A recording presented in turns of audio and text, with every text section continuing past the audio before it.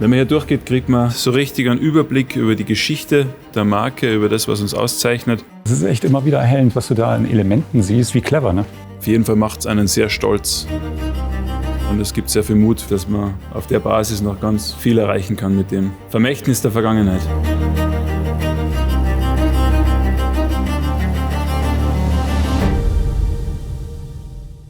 Hiermit begann eigentlich alles, ne? Unser erstes Moped 1923. Und das Interessante dabei ist, wir haben ja davor Flugzeugmotoren gebaut und das Ding hatte ja im Prinzip einen Hubraum von 16 Litern. Das Ding ist wirklich richtig groß. Und das ist natürlich auch Transformation pur, wenn du so willst. Ja, also wenn dann so eine Firma es schafft, von Flugmotoren auf Motorräder dann umzustellen. Und vor allem alles, was du da siehst, sieht so aus, wie wenn man es zum ersten Mal gemacht hat. Ja, diese ganze DNA, die kannst du dir gut herleiten.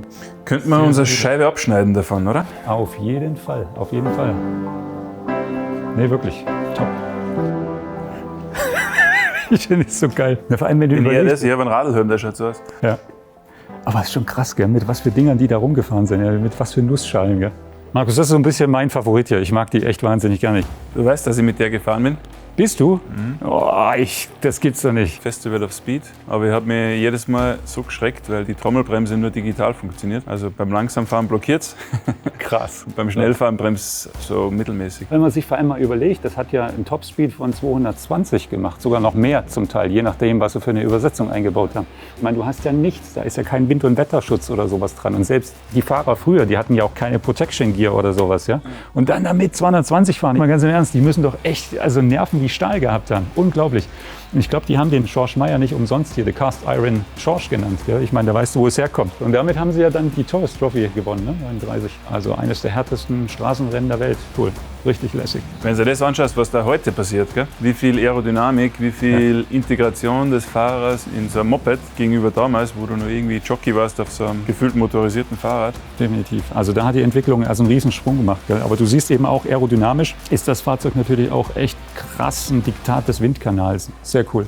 Die R90, jetzt yes. The Beauty Queen. Auch diese gefahren, Helmut Heuer auf der Nordschleife. Ich bin mit der Doppel-R hinten nachgefahren und er vor mir auf der Rennversion von dem Bike in seinem roten Leder. Das war ja das erste Bike, was wir dann auch wirklich ernsthaft designt haben. Davor gab es ja kein Design bei BMW Motorrad. Ne? Das war ja alles komplett ingenieurgetrieben. Vor allem waren wir uns da brutal mutig schon. Gell? Also da gab es die schwarze Phase und danach gab es alles außer schwarz. Mit diesem Daytona Orange. Du kriegst so richtig so einen Candy-Effekt irgendwie da rein. Ne?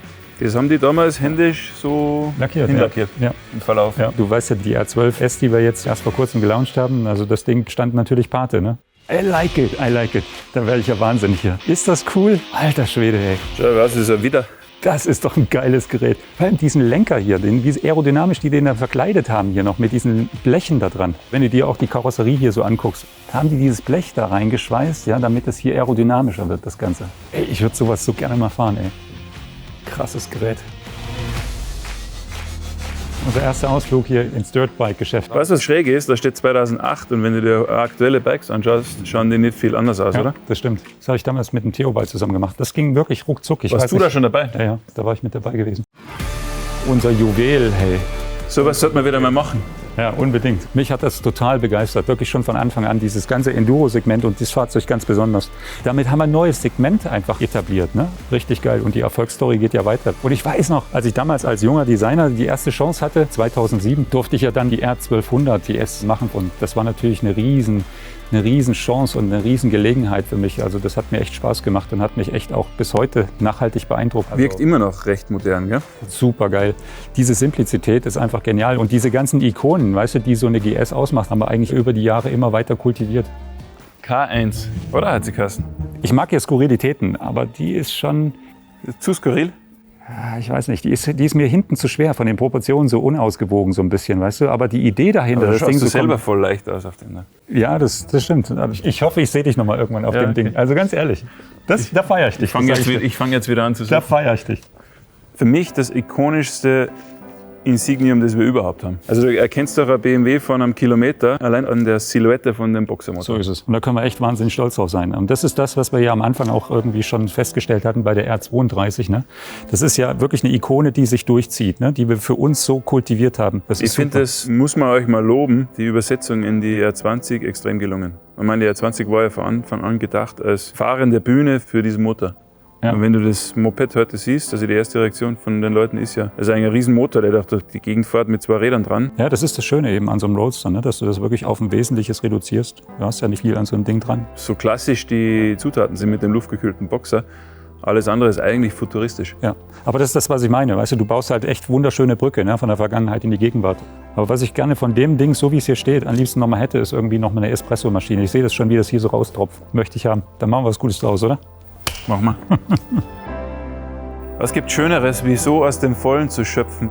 Da kannst du nicht nur Chef sein von einem Unternehmen, sondern auch Fan. Wir haben gesehen verschiedene Epochen. Wir haben gesprochen über die Nicht-Design-Phase, wo eigentlich der Ingenieur noch vorgegeben hat, was passiert, hin zu Phasen, wo man klar sieht, dass das Gestalterische im Vordergrund war und jede Phase für sich hat was Spezielles. Und am meisten gefällt mir, dass wir immer mutig waren, uns neu zu erfinden. Es war nichts, wo wir uns an jemand anderen orientiert hätten. Darauf kann man aufbauen und noch viele grandiose Designs machen in Zukunft. Ich hoffe, euch hat der kleine Rundgang hier gemeinsam mit Markus gefallen. In Zukunft wollen wir uns natürlich noch mehr auf das Thema einlassen und wollen euch mit mehr Content versorgen, mit mehr Behind-the-Scenes-Material, also zum Beispiel auch über das Thema Design und was es eben braucht, um vielleicht Motorräder zu entwickeln. Aber vielleicht könnt ihr euch einfach auch dazu äußern, was euch besonders gut gefallen hat, was ihr noch erwartet, vielleicht auch noch ein bisschen mehr mit reinbringen, was euch interessiert. Also lasst es uns einfach wissen und wir versuchen euch dann in Zukunft auch entsprechend mit diesem Material zu versorgen. Danke.